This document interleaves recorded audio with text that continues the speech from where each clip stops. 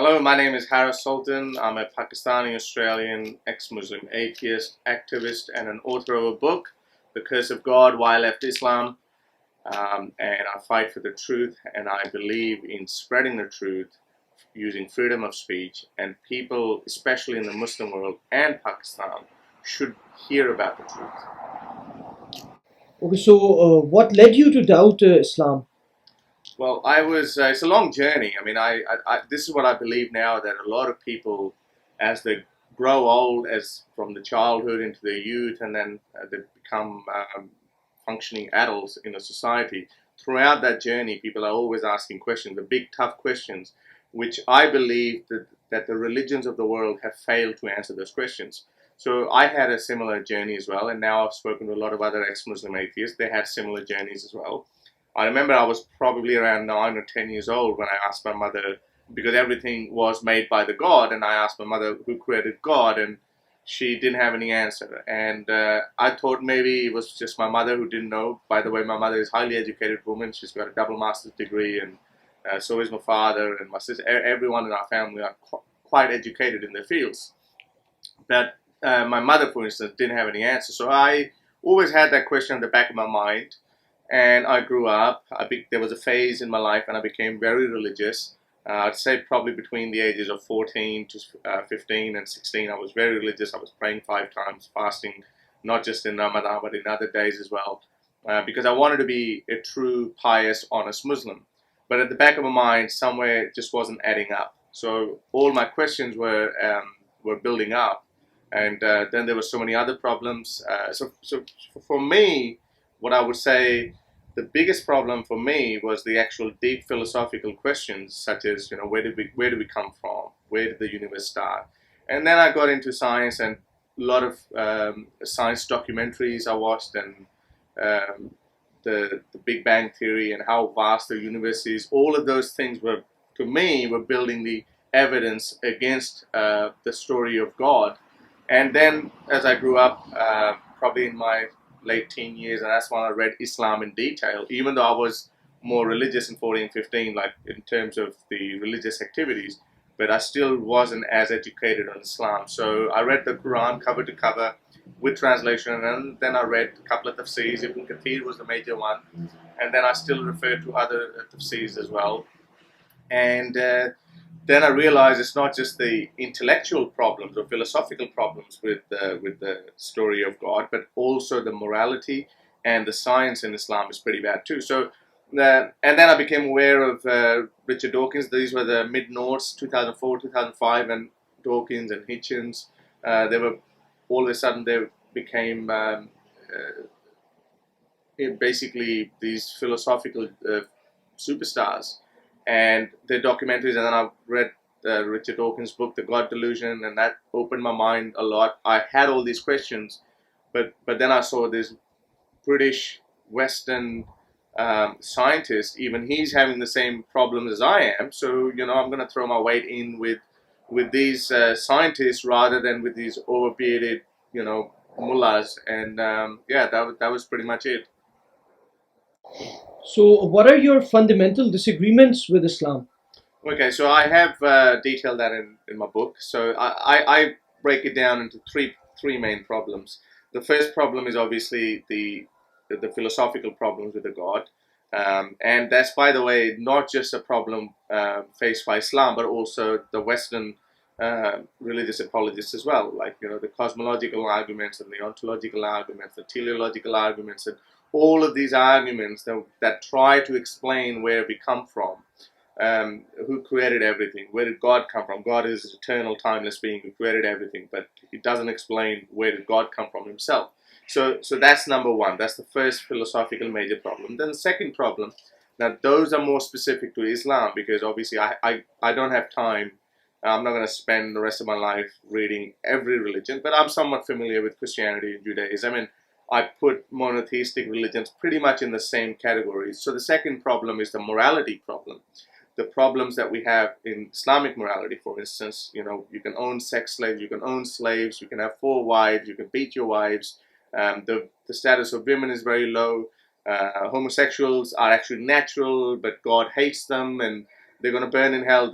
And someone who commits finite crimes or sins in this world will be punished in hell for eternity, infinitely. Now, that doesn't sound justice either. I mean, if you murder someone, yes, okay, you spend 20, 30, 40 years in prison, or maybe you are killed, but your sentence is over. But in these monotheistic religions where the concept of hell exists, here I could be a murderer or a rapist. Sure, that's not a good thing. I'm not advocating for that. But for me to burn in hell for eternity, or worse, even if I was a homosexual, for instance. So just being a homosexual that God Himself made me, I could be burning in hell for eternity. So that was the second problem, the morality problem. And as I said, women get it a lot worse than men do. And the third problem is obviously the scientific problems in the Quran. Um, the, the the stories like a man surviving inside a fish, and the global flood in case of Christianity, but even in the case of Middle Eastern, like the Muslim apologists say, it was just a localized flood. There is no evidence of that. Um, the semen coming from backbone and ribs, the whole embryology verse that Muslim apologists use as some sort of an evidence, but it's outright wrong, and it's been plagiarized. It's been copied by Galen, who was a Greek physician in Roman times. He wrote about that, and it's a word-by-word copy, and I've explained that in my book. And there's so many other problems. There's a whole chapter of scientific errors in the Quran in my book. So that was a third problem as well, like the scientific problem. And as I said, it's not just the problem with Islam, but also Christianity and Judaism as well.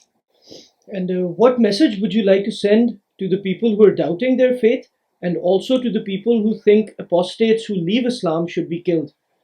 Okay, so I think people who are doubting their position or their religion or the position on their faith, I think you should, first of all, you should give yourself a pat on the back, because you have just grown into something that you weren't the day before. That is the most amazing thing us humans can ask for. I mean, how boring a life would be if you just remain the same person throughout your life. Just imagine you're just doing the same job for the next 60 years of your life.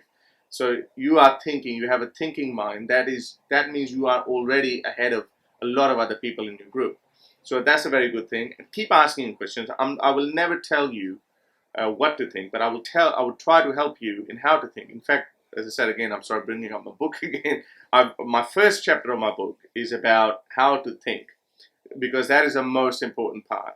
When we grow up in a very biased environment, like everything is religious, so everything by default, whatever comes from your parents, whatever comes from your teachers and your immediate friends and family, that is coming from with an Islamic perspective, and you tend to agree with that because us as kids, we are absorbing all the information, and we're basically absorbing what is being told to us.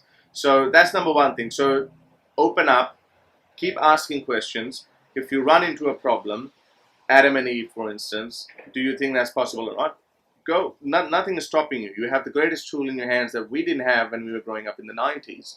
You have the internet. You can find out the evidence for evolution from the most brilliant scientists, which I couldn't do it in my time. So you can ask this question, you can explore your positions, so many topics you can explore, and then make up your mind. Don't tell anyone what to think, but how to think is the most important part.